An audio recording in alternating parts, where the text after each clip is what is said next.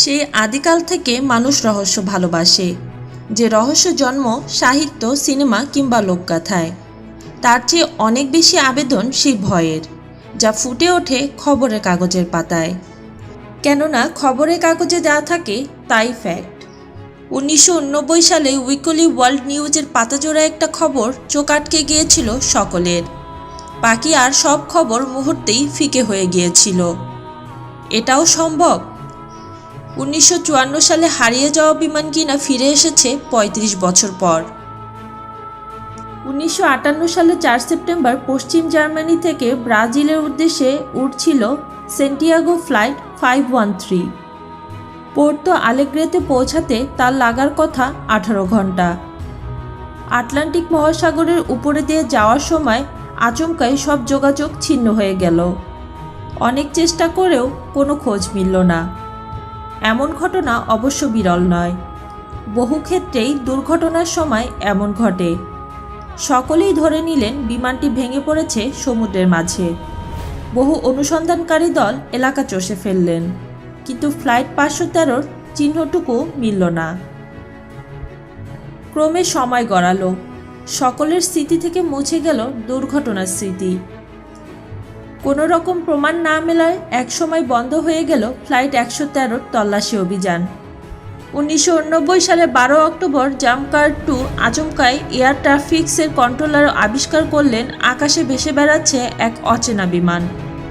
অনেক চেষ্টা করা হলো বিমানটির সঙ্গে যোগাযোগ করার, কিন্তু কেউ কোনো সাড়া দিচ্ছিল না। ব্যাপারটা কি, যখন কারো মাথায় ঢুকছে না তখনই চমক। আকাশ থেকে নেমে আসছে বিমানটি। এয়ার ট্রাফিক কন্ট্রোলারের নির্দেশে কোনো বিমান ঠিকঠাক মতো মাটি ছুঁতে পারে, কিন্তু এক্ষেত্রে বিমানটি কোনো নির্দেশনার তোয়াক্কা না করেই দিব্য মাটিতে নেমে এলো। রানওয়ে দিয়ে মিশ্রণ দৌড়ে গিয়ে একসময় থেমেও গেল হিসেব মেনে। চমকের তখনও বাকি ছিল। বলা ভালো, আসল চমক তখনও প্রকাশে আসেনি। বিমানকর্মীরা কৌতূহলী হয়ে বিমানটির দরজা খুলতেই কার্যত ফ্রিজ হয়ে গেলেন। এ কি, বিমানের ভিতরে যাত্রীদের আসনে বসে রয়েছে সারি সারি কঙ্কাল। মোট 92টি, 88 জন ছিল যাত্রী, 4 জন বিমানকর্মী।